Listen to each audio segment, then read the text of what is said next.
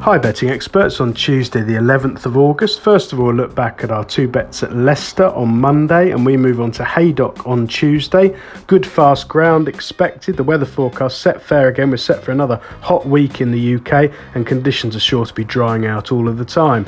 We start off with our value angle selection in the 125. This is our Croft handicap over a mile 2, a class 5 for 3-year-olds only, 17 runners, chasing £3,500 for the winner.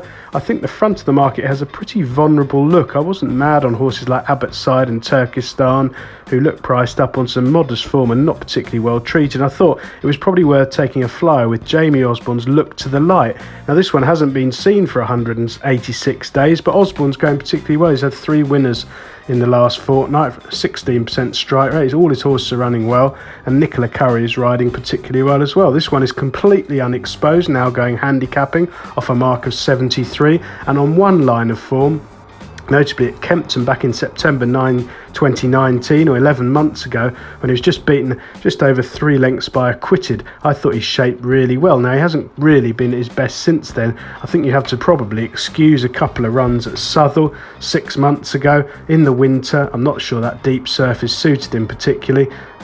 He's a lot better than that, and certainly he was tailed off in his final run. I think the deep fibres and they're no use at all. Now on to fast turf up to a mile 2, which is expected to suit on breeding. There's one piece of form that makes him really well treated, and with so much doubt at the front of the market, I think he's worth chancing. For our nap of the day, we go to the 155. This is the Billinge handicap over 6 furlongs, a class 5 for 4-year-olds and upwards. 15 runners declared. Most of them don't really come into this in any kind of form. I don't think it's as competitive at all as the number suggests, and it really does look a great opportunity for Red Rose Zorro of Eric Alston's to snap a frustrating run of near misses. Now this one is hardly unexposed, age 6, rated just 68.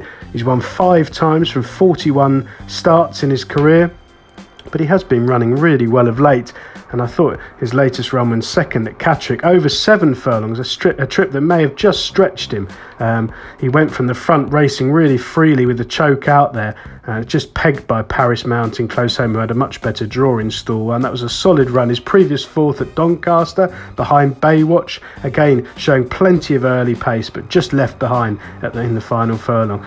This represents a bit of a drop in class for him, and I'm hoping he'll be able to make all the running from stall 13, which might not be a disadvantage at all under Jason Hart. The main danger could come from Queen of Kalahari, who comes here on the back of a couple of creditable efforts, trained by Les Ayres, a trainer who places his small team really carefully, and this one made a winning reappearance back in June on the nod at Newcastle on the all-weather, but showed turf, held no terrors. In fact, got plenty of form on turf in the past, when 3rd of 14 behind a bait at York. Again, that was a slightly better race, and this looks another good opportunity with fast turf, no problem. But hopefully Red Rose Zorro can break smartly from stall 13, get the rail and make all the running. Best of luck on Tuesday, betting experts.